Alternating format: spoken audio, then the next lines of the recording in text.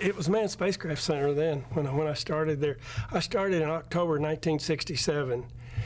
That was a year before the first manned Apollo flight. It was Apollo 7, and I worked as on the simulator, the Lunar Module simulator, before the LEM ever flew.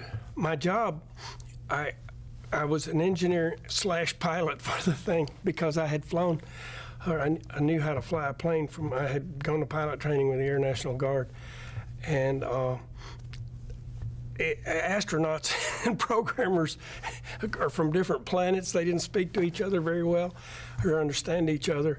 So my job was to fly the simulator every morning, check out anything they were going to do that day and make sure it would work. And then if there was a problem, I worked in the same building.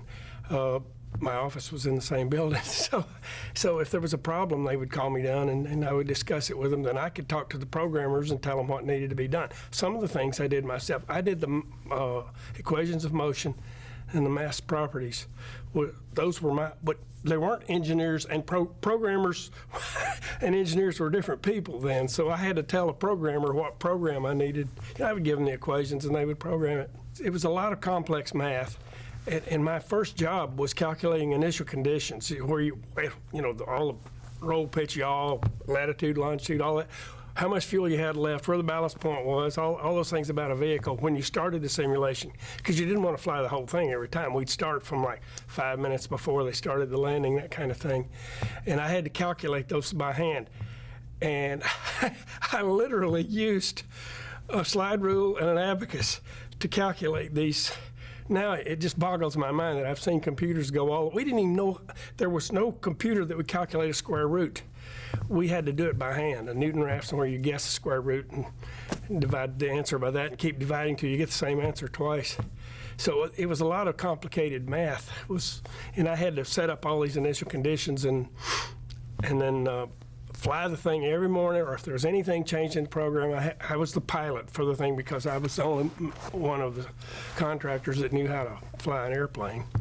It was a little bit overwhelming at first, but I mean, trying to fly something that was that different, but it was fun. They came there and flew the thing every day for a year or two before they went to the moon, so I met all of them at some time or another. At first, I was very shy, and I came in at 4 o'clock in the morning and did my job, and they would get there at 8 o'clock. So unless there was a problem, I didn't really see them. I remember one time Neil Armstrong asked me, we were having trouble getting the landing radar to work, and that had to work before they could actually simulate the landing.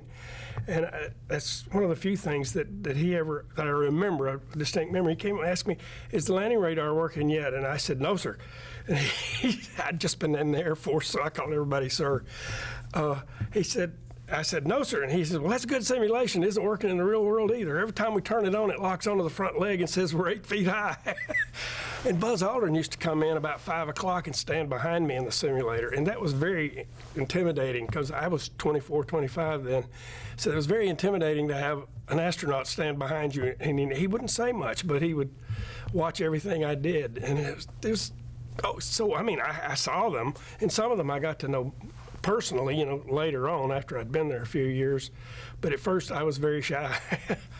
Seeing things happen and, as you simulate, it's like seeing a dream come true. You dream about this and you think of all the math and stuff and all the procedures and everything it took to do it. And then you see it really happening. It's kind of like a dream come true. The biggest thing I could say was if you can dream something and use your imagination, and then you're highly motivated, and teamwork. Apollo was very much a teamwork effort where everybody can't be quarterback, but they need everybody on the team, and it was very much a feeling of teamwork. But if you have the motivation, the imagination, and the teamwork, you can do things that seem impossible.